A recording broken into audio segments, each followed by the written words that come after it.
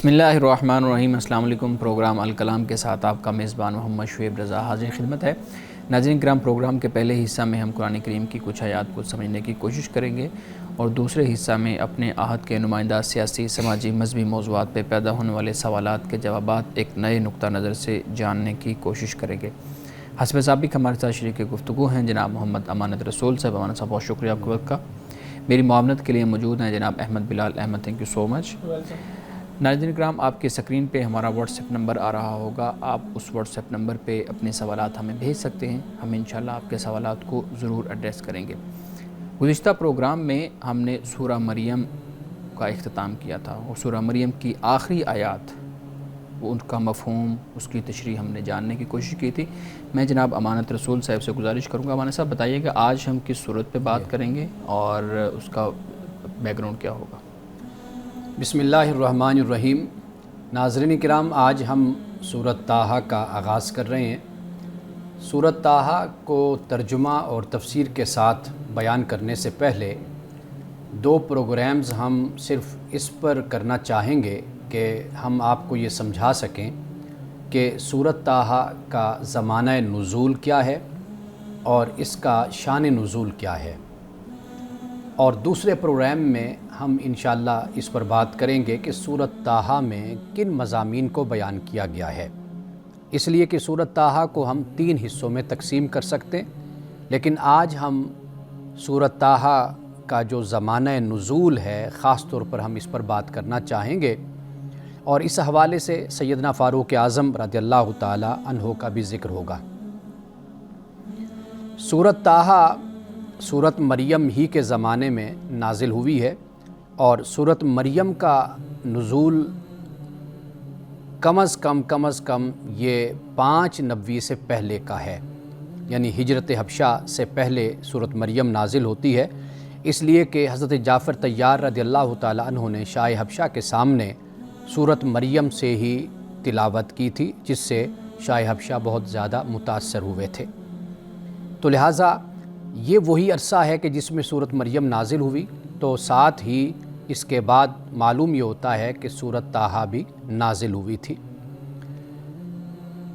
رسول اللہ صلی اللہ علیہ وسلم کے اس زمانہ رسالت کو اور زمانہ بعثت کو ہم دیکھتے ہیں تو ہمیں معلوم یہ ہوتا ہے کہ پہلا زمانہ جو تقریباً 3 سال پر مبنی تھا، یہ وہ عرصہ ہے کہ جب رسول اللہ صلی اللہ علیہ وسلم نے خفیہ طور پر لوگوں کو اسلام کی طرف بلایا اور دعوت دی تھی، اور پھر اس کے بعد جو دوسرا دور شروع ہوتا ہے وہ آپ نے پھر لوگوں کو اپنی نبوت اور رسالت کے بارے میں بتایا اور آگاہ کیا، یعنی آپ نے اعلان نبوت فرمایا۔ یہ زمانہ 2 سال پر محیط ہے، تو اس طرح یہ 3 سال کا عرصہ بن جاتا ہے، یعنی 5 سال۔ پہلا دور 3 سال، دوسرا دور 2 سال، یہ کل 5 سال کا عرصہ بن جاتا ہے، اور اسی عرصے میں ہی پھر ہجرت حبشہ بھی ہوتی ہے۔ تیسرا دور جو شروع ہوتا ہے وہ 5 نبوی سے لے کر 10 نبوی تک یا 11 نبوی تک ہے، اور پھر چوتھا دور جو شروع ہوتا ہے وہ 10 نبوی سے لے کر 13 نبوی تک، یعنی ہجرت مدینہ تک۔ یہ 4 ادوار رسول اللہ صلی اللہ علیہ وسلم کی سیرت کے اور آپ کے حیات مبارکہ کے نبوت اور رسالت کے حوالے سے مکہ میں بنتے ہیں۔ سیدنا فاروق اعظم رضی اللہ تعالی عنہ کے بارے میں ہمیں یہ بتایا جاتا ہے، تاریخ کی کتب میں بھی موجود ہے، سیرت نگاروں نے، طبقات ابن سعد اور اس طرح کی دیگر کتابوں نے، ابن ہشام نے بیان کیا ہے کہ سیدنا فاروق اعظم رضی اللہ تعالی عنہ غالباً 7 نبوی سے پہلے، یعنی یہی عرصہ بنتا ہے کہ آپ نے اسلام قبول کیا تھا۔ آپ کے اسلام لانے کا واقعہ بڑا ہی ایمان افروز ہے اور بڑا توجہ طلب ہے کہ سیدنا فاروق اعظم اپنے گھر سے نکلے تھے اس ارادے سے کہ وہ رسول اللہ صلی اللہ علیہ وسلم کو شہید کر دیں، یعنی ابھی اسلام قبول نہیں کیا تھا۔ تو راستے میں کسی صحابی سے ملاقات ہوئی تو انہوں نے کہا کہ اے عمر، آپ جو اس ارادے اور نیت سے جا رہے ہو، پہلے اپنے گھر کی تو خبر لے لو، اس لیے کہ تمہاری بہن نے اور تمہارے بہنوئی نے اسلام قبول کر لیا ہے۔ سیدنا فاروق اعظم رضی اللہ تعالیٰ عنہ بڑے غصے میں آپ اپنی بہن کے گھر آتے اور بہن کو بھی پیٹتے ہیں اور اپنے بہنوئی کو بھی پیٹتے ہیں، دونوں کو زخمی کر دیتے ہیں۔ آخر بہن کے منہ سے یہ الفاظ نکلتے ہیں کہ عمر، اب ہم مسلمان ہو گئے ہیں، بے شک تم ہماری جان لے لو لیکن ہم اسلام نہیں چھوڑیں گے۔ اس بات نے سیدنا فاروق اعظم رضی اللہ تعالیٰ عنہ پہ بڑا اثر کیا۔ حضرت خباب بن ارت یہ صحابی تھے کہ جو تبلیغ فرما رہے تھے، یعنی سیدنا فاروق اعظم رضی اللہ تعالیٰ عنہ کی بہن کو، بہنوئی کو قرآن پڑھا رہے تھے۔ تو یہ چھپ گئے۔ جب سیدنا فاروق اعظم رضی اللہ تعالیٰ عنہ نے مار پیٹ لیا اور بہن نے کہہ دیا کہ اب ہم اسلام کو نہیں چھوڑیں گے، بے شک عمر ہمیں جان سے مار دو، تو سیدنا فاروق اعظم رضی اللہ تعالیٰ عنہ اسی جملے پر پھر ٹھہر گئے۔ خباب بن ارت بھی، آپ بھی آ گئے، تو سیدنا فاروق اعظم نے تقاضا کیا کہ جو آپ پڑھ رہے تھے وہ مجھے آپ دیجئے، میں بھی اس کی تلاوت کروں۔ بہن نے کہا نہیں، آپ پہلے جا کر غسل کریں، نہا کر آئیں، پاک صاف ہو کر آئیں، تو پھر ہم آپ کو وہ قرآن کا صحیفہ اور قرآن کے اوراق آپ کو دیں گے۔ سیدنا فاروق اعظم رضی اللہ تعالیٰ عنہ نے غسل کیا، آئے تو آپ کے سامنے جو قرآن رکھا گیا اس میں یہی صورت تھی، صورت طٰہٰ، طٰہٰ ما انزلنا علیک القرآن لتشقیٰ۔ یہ چند آیات سیدنا فاروق اعظم نے تلاوت کیے تو اس کا اثر آپ کے دل پر اتنا ہوا کہ آپ نے کہا کہ مجھے ابھی رسول اللہ کے پاس لے جاؤ، میں اسلام قبول کرنا چاہتا ہوں۔ حضرت خباب بن ارت نے اس موقع پر کہا کہ اے عمر فاروق تمہیں مبارک ہو، اس لیے کہ رسول اللہ صلی اللہ علیہ وسلم نے کل ہی دعا کی تھی، دو افراد کے لیے دعا کی تھی۔ ایک دعا کی تھی ابو الحکم، یعنی ابو الحکم بن ہشام، یعنی جسے ابو جہل کہا جاتا ہے، اس کے لیے، اور دوسرے آپ کے لیے دعا کی تھی کہ اے اللہ اسلام کو، ایمان کو عزت عطا فرما، یا تو ابو الحکم بن ہشام کے ذریعے سے یا عمر بن خطاب کے ذریعے سے۔ تو اللہ نے رسول اللہ کی دعا کو آپ کے حق میں قبول کر لیا۔ تو سیدنا فاروق اعظم چلے، خباب بن ارت بھی ساتھ ہیں۔ اس وقت رسول اللہ صلی اللہ علیہ وسلم نے دار ارقم میں وہاں پر بسیرا کیا ہوا تھا، اور جب سیدنا فاروق اعظم کو آتے ہوئے دیکھا تو دروازے پر حضرت امیر حمزہ کھڑے ہوئے تھے، تو صحابہ میں ایک لحاظ سے پریشانی سی پھیل گئی، وہ پریشان ہو گئے کہ سیدنا فاروق اعظم معلوم نہیں کس نیت سے آ رہے ہیں۔ تو سیدنا امیر حمزہ نے اس موقع پر کہا کہ اگر عمر اچھی نیت سے آ رہا ہے تو ٹھیک ہے، اگر یہ کسی اور نیت سے آ رہا ہے تو اسی کی تلوار سے ہم اس کا سر قلم کر دیں گے۔ سیدنا فاروق اعظم رسول اللہ کی بارگاہ میں پہنچتے، روایات میں آتا ہے کہ رسول اللہ نے آگے بڑھ کر فرمایا عمر اب تو اسلام کی دشمنی سے باز آ جاؤ۔ تو سیدنا فاروق اعظم نے عرض کیا رسول اللہ میں اسلام کی دشمنی کے لیے نہیں بلکہ آپ کی خدمت میں حاضر ہوا ہوں تاکہ میں اسلام قبول کر لوں۔ تو سیدنا فاروق اعظم نے اسلام قبول کر لیا۔ تو اس روایت سے بھی ہمیں یہ بات معلوم ہوتی ہے کہ سورۃ طٰہٰ کا جو نزول ہے وہ 7 ہجری سے پہلے کا ہے، اور سورۃ مریم کا جو نزول ہے وہ 5 نبوی سے پہلے کا، یعنی 7 نبوی اور 5 نبوی۔ تو 7 نبوی سے پہلے کا سورۃ طٰہٰ کا نزول ہے، کیونکہ 7 نبوی تک سیدنا فاروق اعظم نے اسلام قبول کر لیا تھا، اور 5 نبوی کے زمانے کا یہی عرصہ بنتا ہے کہ جب سورۃ مریم نازل ہوئی تھی۔ تو اس طرح سورۃ مریم کے بعد سورۃ طٰہٰ کا ذکر شروع ہوتا ہے، یعنی سورۃ طٰہٰ کا آغاز ہوتا ہے۔ ناظرین اکرام، یہاں پہ ایک اہم بات میں عرض کرتا چلوں کہ آپ نے سیدنا فاروق اعظم رضی اللہ تعالیٰ عنہ کے حوالے سے یہ واقعہ تو آپ نے سنا ہوگا، لیکن سیدنا فاروق اعظم اپنے ایمان لانے کے اس واقعے سے پہلے کا بھی ایک واقعہ بیان کرتے ہیں۔ آپ فرماتے ہیں کہ جب یہ واقعہ میرے ساتھ ہوا تھا تو اس کے بعد میں اسلام لانے کے متعلق سوچنا میں نے شروع کر دیا تھا، اور وہ واقعہ کیا تھا خود آپ بیان کرتے ہیں کہ میں ایک مرتبہ رات کے وقت آ رہا تھا تو رسول اللہ صلی اللہ علیہ وسلم کعبۃ اللہ کے سائے میں بیٹھے قرآن مجید کی تلاوت کر رہے تھے، اور آپ تلاوت کر رہے تھے، ایسی تلاوت تھی کہ جو میرے دل پر اثر ڈال رہی تھی، اور میں بڑا اس وقت متاثر ہو رہا تھا۔ تو میرے دل میں یہ خیال آیا کہ یہ جو قرآن ہے یہ کسی شاعر کا کلام ہے۔ تو رسول اللہ نے فوراً فرمایا، یعنی قرآن مجید سے تلاوت کر رہے تھے تو فرمایا وما هو بقول شاعر قلیلا ما تؤمنون، یہ شاعر کا کلام نہیں ہے، بہت کم لوگ ہیں جو ایمان لاتے ہیں تم میں سے۔ پھر کہتے ہیں میرے ذہن میں آئے کہ یہ کسی کاہن کا کلام ہے، تو پھر رسول اللہ صلی اللہ علیہ وسلم نے تلاوت کی کہ نہیں، یہ کاہن کا کلام بھی نہیں ہے، بہت کم لوگ ہیں جو نصیحت حاصل کرتے۔ تو یہ سیدنا فاروق اعظم رضی اللہ تعالیٰ عنہ فرماتے ہیں کہ جیسے میرے ذہن میں کوئی سوال پیدا ہوتا تھا تو قرآن مجید میں رسول اللہ فوراً اسی آیت کی تلاوت فرما رہے ہوتے تھے کہ جس میں میرے اس سوال کا جواب ہوتا تھا، اور پھر آخر میں مجھے یہ بتا دیا گیا کہ یہ کلام کسی نہ کاہن کا ہے نہ کسی شاعر کا ہے، اسے کسی نے نہیں گھڑا، یہ اس ذات کا کلام ہے کہ جو اس کائنات کی خالق ہے، اس کائنات کی مالک ہے، اور یہ جو کلام ہے یہ ذکر ہے تمام جہانوں کے لیے۔ تو سیدنا فاروق اعظم ایمان لائے بعد میں، اس واقعے کے بعد، لیکن یہ جو پہلا واقعہ ہوا یہاں سے سیدنا فاروق اعظم یوں کہہ لیجئے کہ ایمان کی بارش آپ کے دل پر برسنا شروع ہوئی تھی۔ آپ نے سوچنا اسلام کے حوالے سے شروع کر دیا تھا، اگرچہ خفیہ طور پر تھا یا دلی طور پر، قلبی طور پر تھا، لیکن آپ کے دل میں اسلام کی ایک جگہ بن چکی تھی۔ یہ کیفیت انسانوں پر ہوتی ہے، یعنی انسان ایک ہی وقت میں کچھ ری ایکٹ کر رہا ہوتا ہے، وہ بالکل اس کے برعکس ہوتا ہے جو اس کے اندر ہوتا ہے، کیونکہ ابھی اندر جنگ جاری ہوتی ہے، کشمکش جاری ہوتی ہے۔ پھر ایک وقت آتا ہے کہ انسان پھر حق کو، سچ کو پا لیتا ہے، یعنی پھر اس کے جو نتائج فکر ہوتے ہیں وہ اس کو بڑے اطمینان اور سکون کے ساتھ ایک جگہ پر، ایک نقطے پر پہنچا دیتے ہیں۔ تو سیدنا فاروق اعظم رضی اللہ تعالیٰ عنہ کی جو شخصیت ہے وہ بھی اسی طریقے سے پھر اسلام کی طرف راغب ہوئی، اور پھر آپ نے آخر کار اسلام کو قبول کر لیا۔ ناظرین کرام، یہاں وقت ہوا چاہتا ہے ایک بریک کا، ہمارے ساتھ رہیے گا۔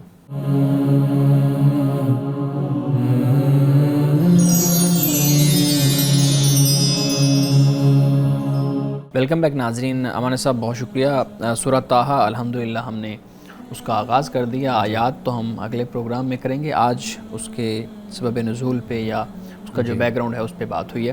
حضرت عمر فاروق رضی اللہ تعالیٰ عنہ کا آپ نے واقعہ بیان کیا ہے، واقعی بڑا دلسوز واقعہ ہے۔ اچھا، اس پہ سوال یہ پیدا ہوتا ہے کہ عرب کے اندر ابھی ابتدائی اسلام ہے نا، مطلب وہی ٹائم پیریڈ ہے، مکہ کی زندگی ہے اور بہت کم لوگ ہیں جو اسلام قبول کر رہے ہیں، تو اس میں دو لوگوں کا ہی انتخاب کیوں کیا گیا؟ جیسے آپ نے عرض فرمایا کہ ایک صحابی نے جو ہے نا بیان کیا تھا حضرت عمر فاروق کے سامنے کہ کل ہی رسول اللہ صلی اللہ علیہ وسلم نے ابھی تمہارے لیے دعا کی تھی، اب دو لوگوں کے بارے میں ہی دعا کیوں کی ہے؟ اور بھی بڑے جو ہے نا زعماء ہوں گے، بڑے بڑے سردار ہوں گے، لیکن ان دو کے بارے میں اور خاص طور پہ حضرت عمر فاروق رضی اللہ تعالیٰ عنہ کے بارے میں دعا کرنے کی کیا ریزن تھی؟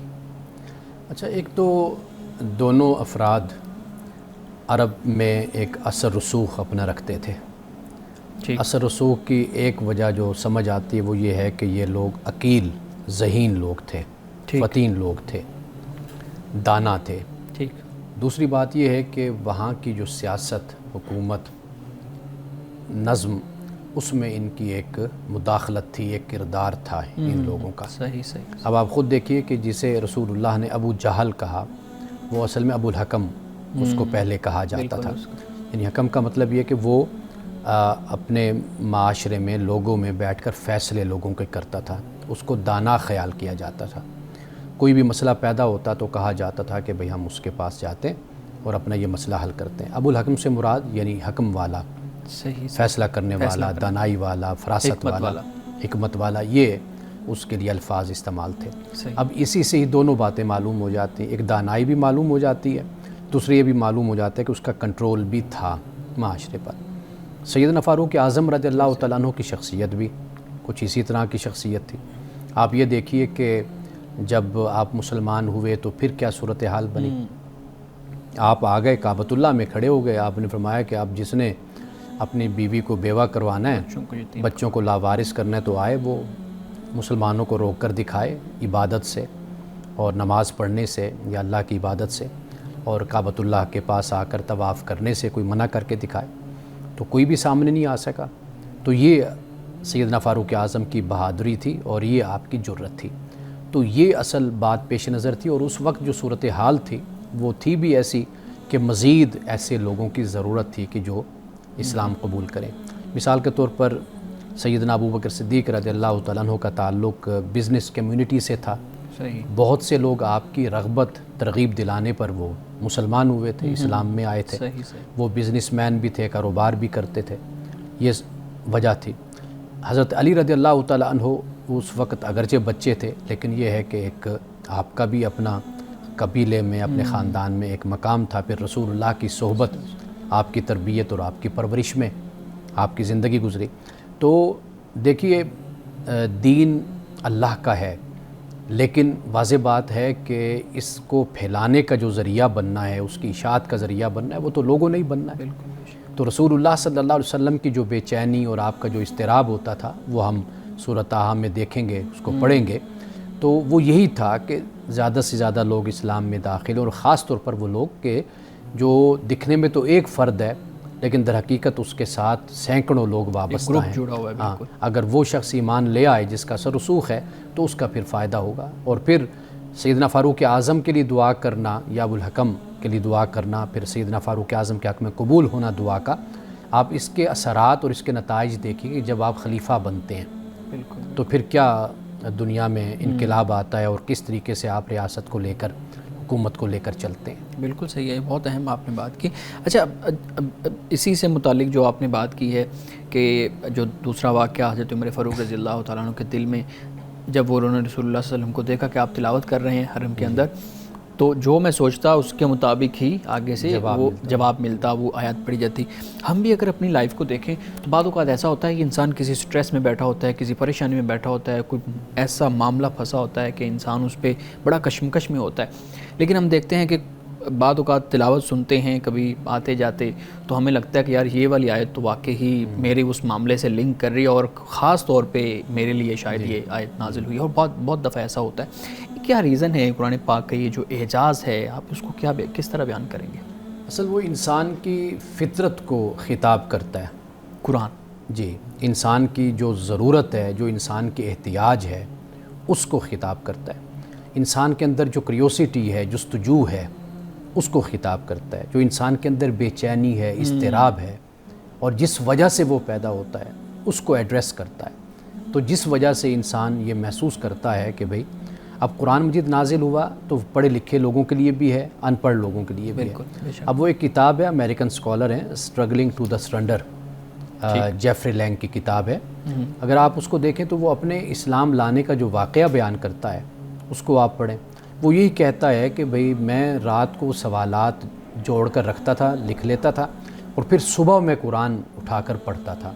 تو مجھے ایسے لگتا تھا کہ جیسے میرے سوالات کو کوئی جاننے والا ہے جو ان کے جوابات کو ترتیب کے ساتھ قرآن میں لکھ دیتا ہے۔ خوبصورت۔ تو وہ بات اصل ہوتی ہے، اور وہ پھر آخر میں یہ جملہ لکھتا ہے جیفری لینگ کہ میں قرآن کے ساتھ پھر مکالمہ کرتا رہا، مناظرہ کرتا رہا، آخر کار میں ہار گیا۔ قرآن نے مجھے کارنر لگا دیا، کنارے پہ اور کونے میں لگا دیا قرآن پاک نے، یعنی میں لاجواب ہو گیا کہ پھر میرا کوئی سوال نہیں تھا، کوئی ایسا اعتراض نہیں تھا کہ جس کا جواب مجھے قرآن سے نہ ملا ہو۔ تو وہ کہتے ہیں کہ مجھے ایسا لگتا ہے کہ مجھ سے زیادہ کوئی مجھے جاننے والا ہے جس نے یہ کتاب بھیجی ہے، نازل کی ہے یا لکھی ہے۔ وہ اپنے انداز میں بات کہتے ہیں کہ لکھی ہے، تو ایسے لگتا ہے کہ مجھ سے زیادہ وہ میری فطرت کو، میرے باطن کو، میرے ذہن کو، میری سوچ کو، میرے تقاضوں کو مجھ سے زیادہ جانتا ہے کہ جس نے اس کتاب کو لکھا، اور میں جو چیز سوچتا چلا جاتا ہوں مجھے وہی اس کا جواب قرآن مجید سے ملتا چلا جاتا ہے۔ تو یہ حقیقت ہے کہ قرآن کا یہ اعجاز ہے۔ بالکل ٹھیک ہے۔ اچھا مولانا صاحب، حضرت خباب بن ارت آپ نے جو ہے نا وہ بیان کیا کہ وہ تبلیغ کر رہے تھے، قرآن پڑھا رہے تھے حضرت عمر فاروق رضی اللہ تعالیٰ عنہ کی بہن کو۔ اچھا، یہاں سے پھر تبلیغ اور دعوت دین اور ان چیزوں کا بھی ایک وہ سوال پیدا ہوتا ہے۔ تو ایک دو میں آپ کے سامنے سوال رکھوں گا اس سے متعلق۔ پہلے سب سے پہلے آپ یہ بتائیے گا کہ جو ایمان ہے وہ ایک انسان کا وہ فرد واحد کا ایک ذاتی معاملہ ہے یا دوسرے افراد کی ذمہ داری ہے کہ وہ کسی دوسرے کو ایمان لانے پہ یا اسلام قبول کرنے پہ جو ہے نا ابھاریں، اور یا آپ کہیں کہ ان کو آمادہ کریں یا ان کو زبردستی کریں؟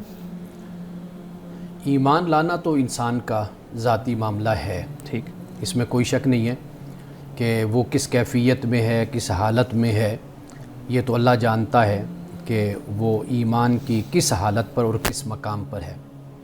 لیکن بحیثیت مسلمان جو ہماری آپ کی ذمہ داری ہے وہ یہ ہے کہ ہم حق کو، اسلام کو، دین کو ہم دوسروں تک پہنچائیں۔ یہ آپ کی میری ذمہ داری ہے، اور یہ وہ ذمہ داری ہے جس کے بارے میں کل ہم سے پوچھا بھی جائے گا۔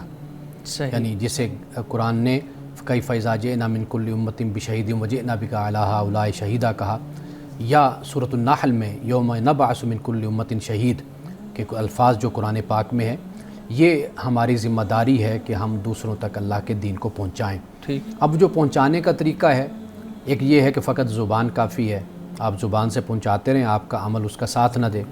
ایک طریقہ یہ ہوتا ہے کہ آپ کا کردار، آپ کا اخلاق ایسا ہوتا ہے کہ دوسرا آپ سے متاثر ہو کر آپ کے دین کی طرف متوجہ ہوتا ہے۔ صحیح صحیح، یہ بھی ایک طریقہ ہے۔ ٹھیک۔ ایک طریقہ یہ بھی ہوتا ہے کہ آپ باقاعدہ طور پر آپ اس نیت، اس ارادے کے ساتھ اپنے آپ کو اس سے وابستہ کرتے ہیں کہ آپ نے اللہ کے دین کو لوگوں تک آپ نے پہنچانا ہے۔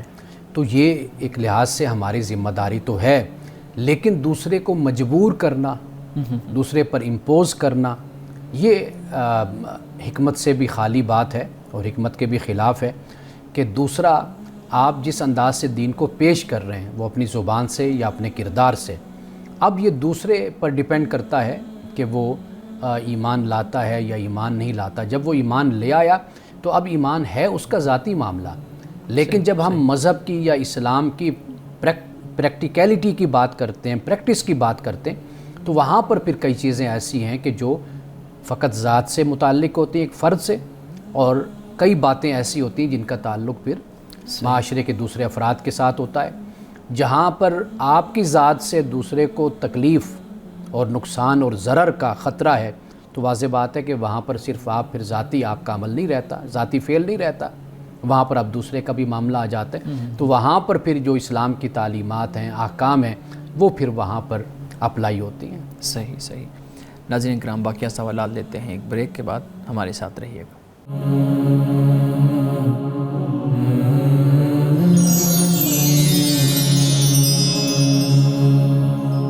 پروگرام میں ایک دفعہ پھر خوش آمدید۔ امن صاحب، ہم بات کر رہے تھے حضرت خباب کے اس واقعے سے کہ وہ دعوت دین دے رہے تھے، قرآن پڑھا رہے تھے، تو اس سے متعلق ہم نے دین کی دعوت دینا ایک فریضہ کے طور پہ، ذمہ داری کے طور پہ آپ نے اس کو بیان کیا ہے۔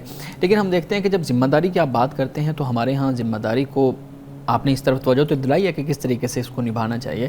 اوورسیز پاکستانی جو پاکستان سے باہر ہیں، ہم دیکھتے ہیں یہاں سے پڑھنے کے لیے جاتے ہیں، یہاں سے اپنی تعلیم کے معاملات کے لیے جاتے ہیں، یہاں سے اپنے ملازمت کے معاملات کے لیے جاتے ہیں، کاروبار کے لیے جاتے ہیں، تو وہاں پہ جا کے میں نے کئی لوگوں کو دیکھا ہے کہ وہ یہ والا جو پورشن ہے دعوت دین والا، اس کو زیادہ فوکس کرتے ہیں اور اس پہ زیادہ توجہ دیتے ہیں، اپنی زیادہ کوشش کاوش اس پہ لگاتے ہیں، اور اس سے پھر کچھ مسائل بھی پیدا ہوتے ہیں۔ آپ خود بھی باہر رہے ہیں، آپ ضرور اس پہ بات کیجیے گا کہ ہمارے ہاں جو آج کل دعوت دین کا طریقہ کار ہے، خاص طور پہ پاکستان سے باہر جو لوگ رہتے ہیں، وہ طریقہ کار ٹھیک ہے، اس میں کچھ تبدیلی کی ضرورت ہے، کتنا کارآمد ہے، کتنا کارآمد نہیں ہے؟ اچھا، پہلی بات تو یہ ہے کہ اگر آپ تھوڑا سا ماضی بعید میں کہہ لیجئے جائیں گے، آپ کو معلوم ہوگا کہ مسلمانوں نے تجارت کے ذریعے سے بھی تبلیغ کی ہے۔ ٹھیک، یعنی مسلمان عرب تاجر آئے ہیں، اور ابن بطوطہ کو اگر آپ اس پر پڑھیں یا دیگر ہمارے جو سیاح ہیں، ٹورسٹ ہیں، مسلم ٹورسٹ آپ کہہ لیجئے، انہوں نے 25 سال 30 سال یہی سیر و تفریح انہوں نے کی ہے، سیاحت کی ہے۔ آپ دیکھیں گے انڈونیشیا میں مثال کے طور پر اسلام پہنچا ہے، یا سری لنکا کہہ لیجئے، یا آپ اس کے علاوہ یورپ کہہ لیجئے، جہاں جہاں بھی اسلام پہنچا ہے، وہ جو عرب تاجر تھے ان کے ذریعے سے اسلام لوگوں تک پہنچا۔ صحیح۔ اب انہوں نے وہاں پر کیا تبلیغ کی تھی؟ ایسا تو نہیں تھا کہ تجارت میں تو وہ 2 نمبری کر رہے ہوں، لیکن ان لوگوں کو کہہ رہے ہوں کہ آؤ چلو بھی نماز ہم پڑھتے ہیں، نماز کے لیے چلو ہم کلمہ پڑھ لو، مسلمان ہو جاؤ۔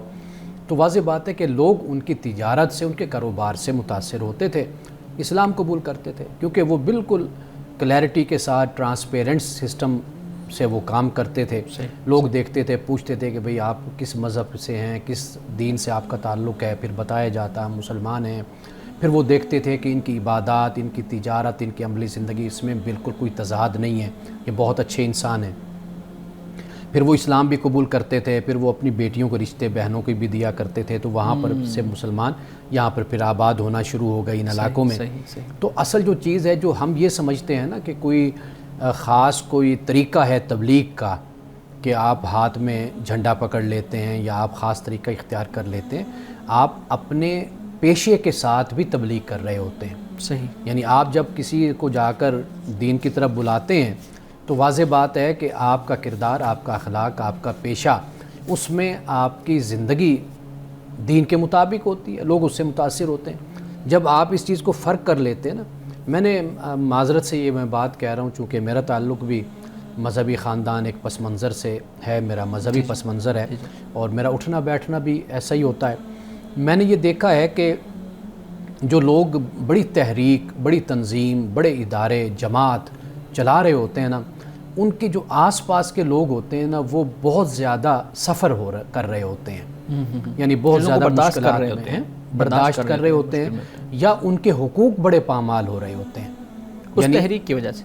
یعنی جو لوگ ذمہ دار ہوتے ہیں ٹھیک ہے، اپنے، جو ان کے سب آرڈینیٹس ہیں، جو ان کے ماتحت ہیں، ان سے جو وابستہ لوگ ہوتے ہیں، جو ان کے ہمسائے بھی ہو سکتے ہیں، ان کے ساتھ رہنے والے بھی ہو سکتے ہیں، ان کے ملازم بھی ہو سکتے ہیں، ان کے دوست بھی ہو سکتے ہیں، بہت سے لوگ ہوتے ہیں جو وابستہ ہوتے ہیں نا، جن کی زندگی آپ کے ساتھ وابستہ ہوتی ہے۔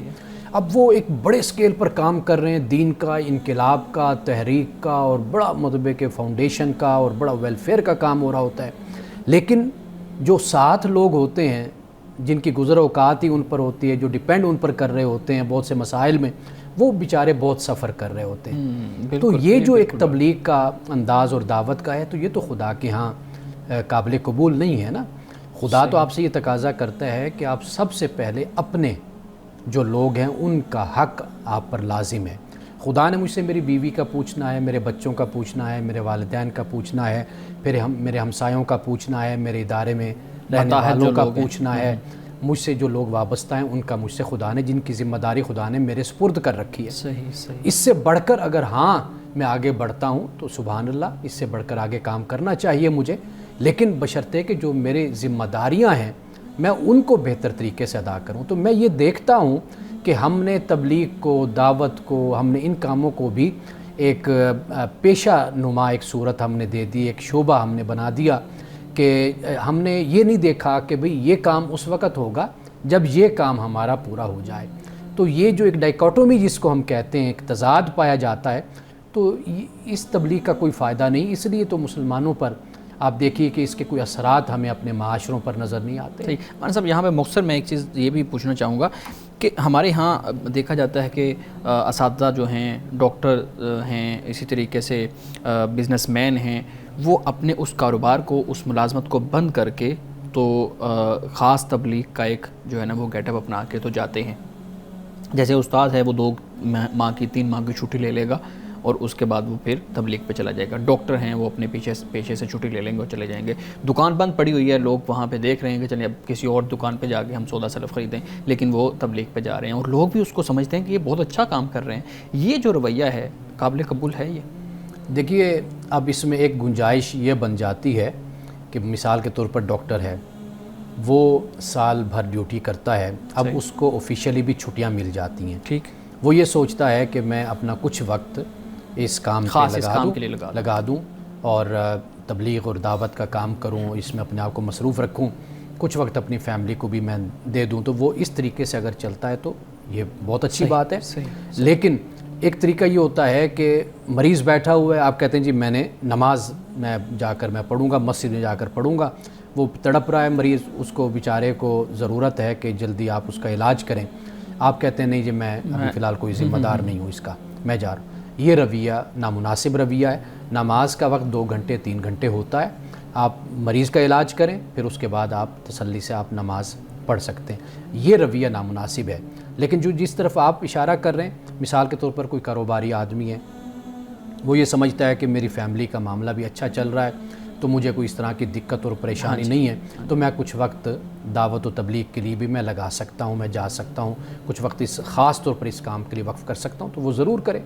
لیکن وہ ترجیحات والا معاملہ ضرور پیش نظر رکھے۔ ہم نے دیکھا ہے لوگوں کے بچے رل جاتے ہیں، بیویاں جو ان سی ہیں وہ بے سہارا ہو جاتی ہیں، گھر کے معاملات بڑے الجھ جاتے ہیں، تنگ دستی بہت زیادہ ہو جاتی ہے، پھر بھی وہ اپنے اس مشن پر لگے ہوتے ہیں۔ ناظرین کرام، یہاں وقت ہوا چاہتا ہے ایک بریک کا، ہمارے ساتھ رہیے گا۔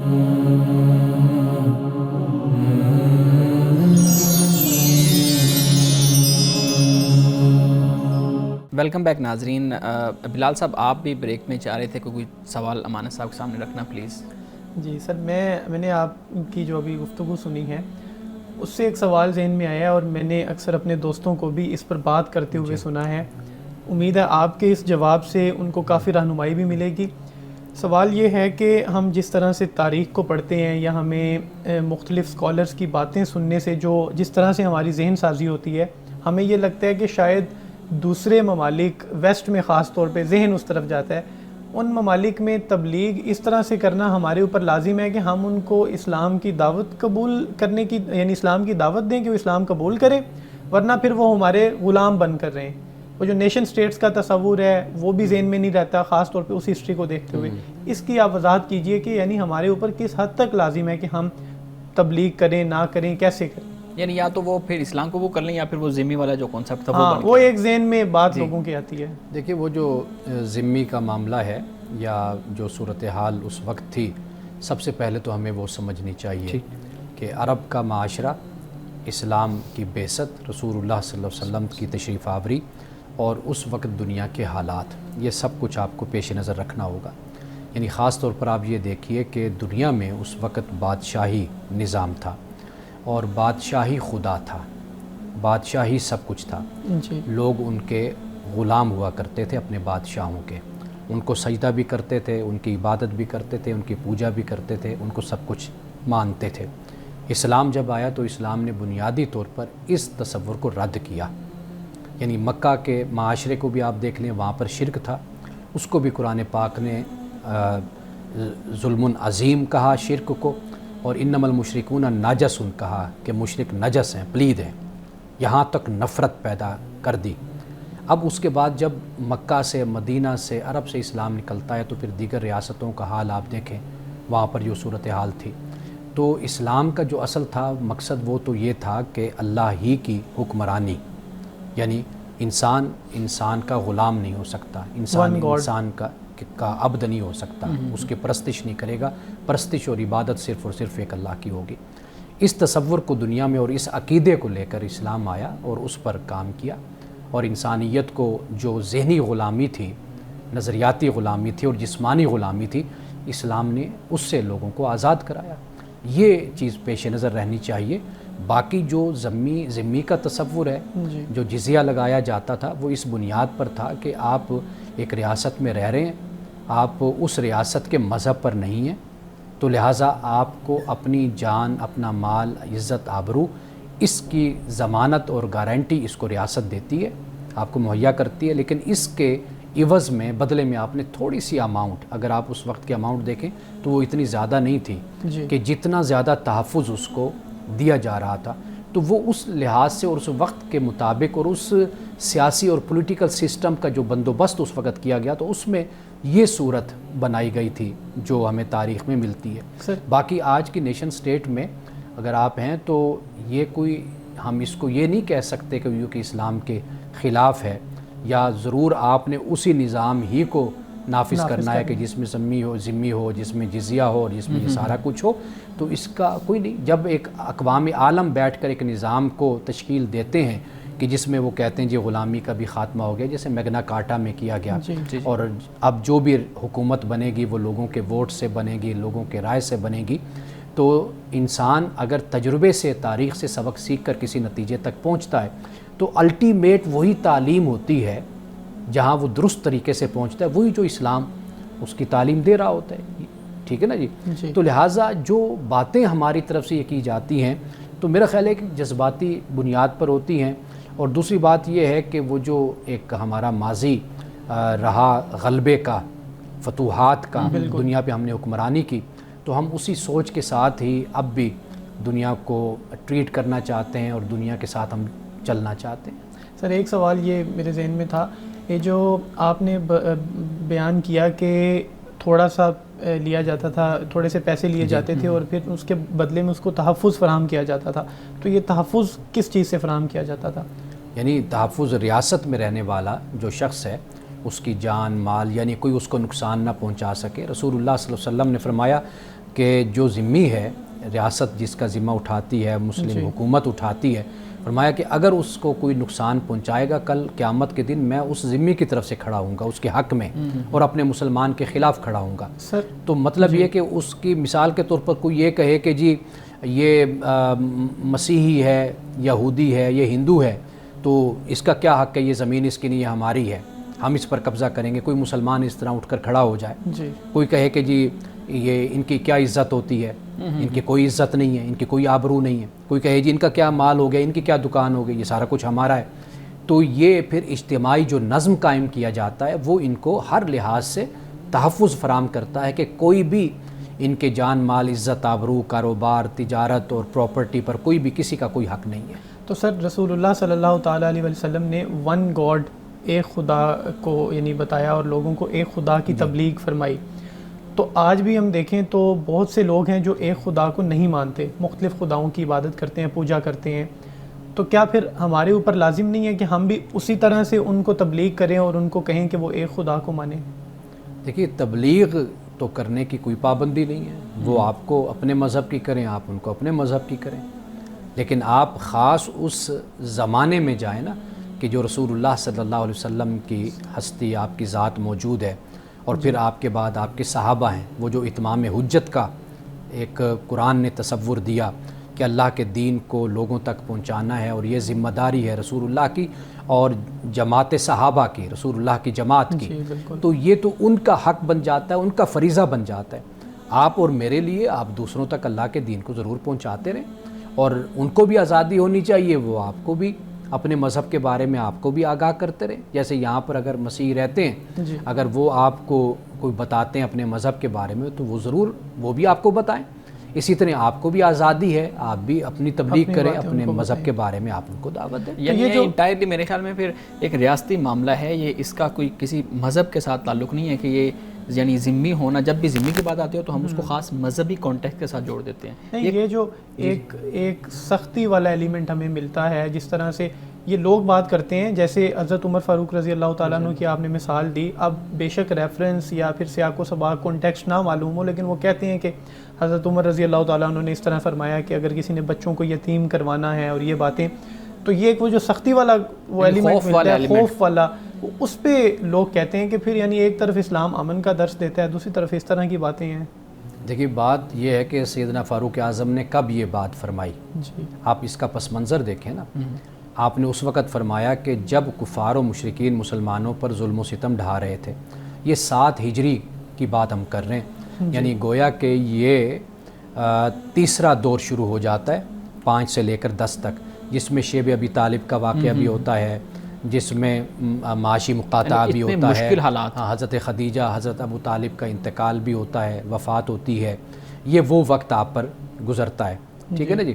اب ان اوقات میں کہ جب مسلمان بالکل بے سہارا ہیں, رسول اللہ صلی اللہ علیہ وسلم چھپ چھپ کر تبلیغ فرما رہے ہیں, دار ارقم میں بیٹھے ہوئے ہیں, وہاں پر سیدنا فاروق اعظم ایمان لاتے ہیں, تو وہ کہتے ہیں کہ بھئی اگر آپ کسی نے ایسا کیا تو اب آ جائے پھر مقابلہ کریں, میں اس کے سامنے کھڑا ہوا ہوں.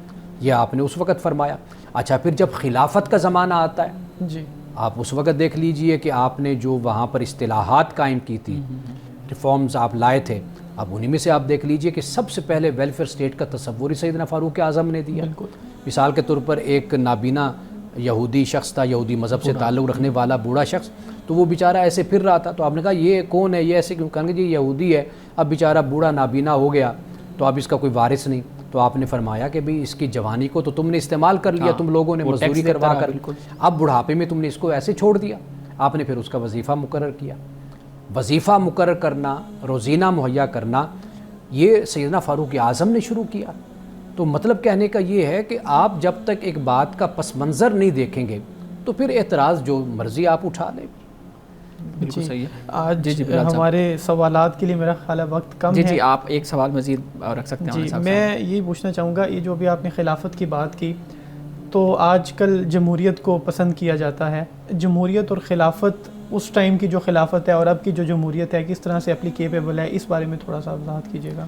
دیکھیے رسول اللہ صلی اللہ علیہ وسلم کے دنیا سے تشریف لے جانے کے بعد اب وہاں پر جو ایک نظام وجود میں آتا ہے, آپ دیکھیے کہ وہ قبائلی جو وہاں پر نظام تھا, نظم و نسق تھا, وہاں پر ایک بندوبست تھا, وہ قبائلی تھا.